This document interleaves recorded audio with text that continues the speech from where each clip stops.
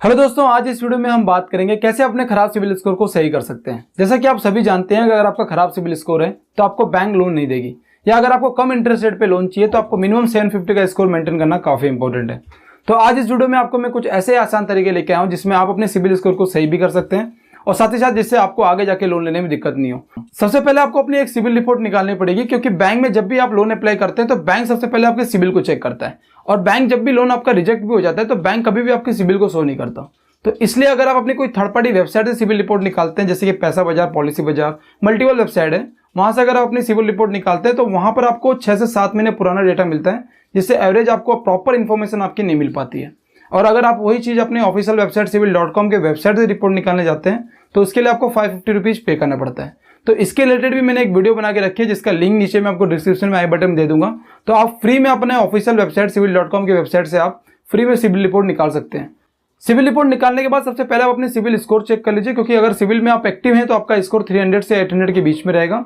अगर आप सिविल में एक्टिव नहीं है तो आपका स्कोर -1 या 0 रहेगा।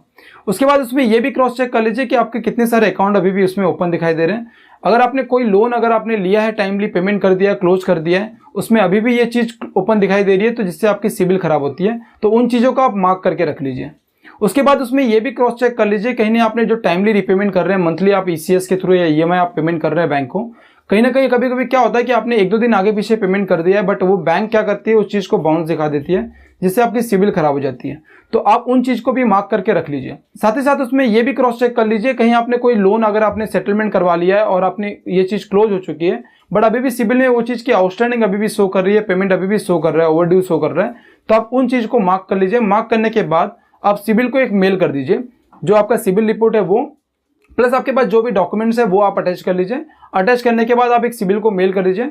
सिविल की जो मेल आईडी है info@civil.com, info@civil.com, इस पे आप एक मेल कर दीजिए। मेल करने के बाद आपको 7 दिन में रिवर्ट बैक आ जाएगा, आपकी क्वेरी सॉल्व हो जाएगी और आपको सिविल के द्वारा एक फ्रेश रिपोर्ट फिर से मिल जाएगी, जिसमें आपको प्रॉपर बता दिया जाएगा कि आपकी ये रिपोर्ट सॉल्व हो चुकी है, आपकी जो क्वेरी थी वो सॉल्व हो चुकी है, और आपकी ये रिपोर्ट आपकी इसको जो करंट अपडेटेड स्कोर रहेगा वो भी आपको उसमें करंट अपडेट मिल जाएगा। सेकंड ऑप्शन में आप एफडी अगेंस्ट क्रेडिट कार्ड के थ्रू आप अपने सिविल को इंप्रूव कर सकते हैं। आज के डेट पे मल्टीपल बैंक ऑफर कर रही है एफडी अगेंस्ट क्रेडिट कार्ड, जिसमें आईसीआईसीआई, एचडीएफसी है। आप जो भी एफडी अमाउंट रखेंगे उसका बैंक इंटरेस्ट भी आपको देगी और एक क्रेडिट कार्ड भी देगी।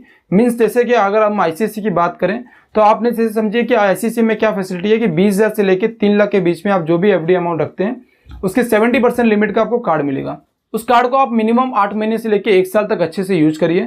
आप 1 साल तक यूज करने के बाद आपकी सिविल ऑटोमेटिकली इंप्रूव हो जाएगी और आपको जो भी एफडी अमाउंट का जो बैंक का इंटरेस्ट रहेगा वो भी आपको रिटर्न मिलेगा। उसके बाद आप कार्ड वो रिटर्न कर दीजिए बैंक को। अगर आपको कार्ड को यूज करना है तो आप यूज करते जाइए, और आपको मल्टीपल बैंक के और भी नए ऑफर आएंगे क्रेडिट कार्ड और लोन लेने के लिए, तो आप उनको भी अप्लाई कर सकते हैं। थर्ड ऑप्शन आपके पास है ये अमाउंट डेबिट कार्ड के थ्रू।